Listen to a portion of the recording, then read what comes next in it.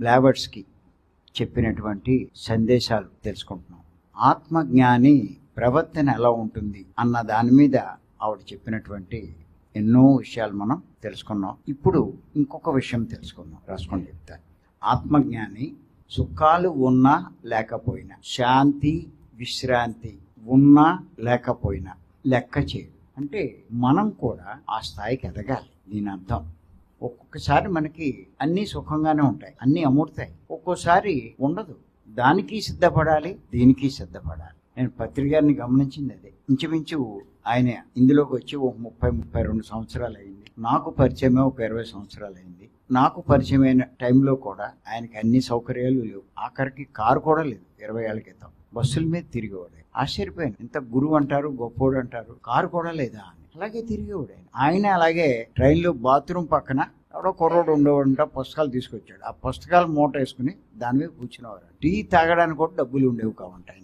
అలాంటి పరిస్థితి అయినా లక్ష్యం లేదు. మరి ఇప్పుడు ఏ స్థాయికి వచ్చాడు చూడండి. ఫ్లైట్లు ఏంటి, క్యారవాన్లో కూడా వెళ్ళగలేటువంటి ఆ స్థాయికి వచ్చాడు. ఇప్పుడు లెక్క చేయలేదు ఆయన. అలాగే కష్టపడ్డాడు. జేబులో రూపాయి వేసుకోడు ఆయన.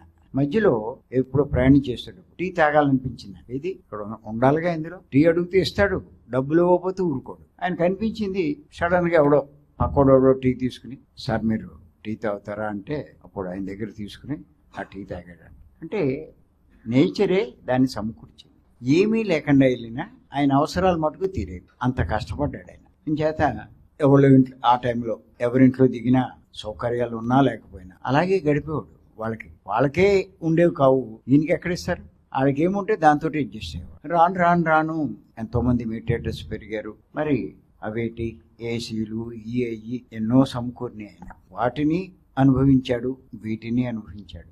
లేవని ఆయన బాధపడలేదు, ఉన్నాయని పొంగిపోలేదు. మొదట్లో నేను ఇందులో ప్రవేశించినప్పుడు 2003, 2004 నుంచి నేను కొంచెం బయట ఊళ్ళు తిరగడం మొదలెట్టాను. అప్పటికి పెద్ద ధ్యానం ఏమి లేదండి. ఎక్కడికి వెళ్ళినా ఏమైనా కూడా ధ్యానం అంత, ఏ ఊరు వెళ్ళినా కూడా ధ్యానులు ఇప్పుడంటే ఉన్నారు కానీ అప్పుడేం లేరు. కానీ అలాగే చెప్పేవాడిని.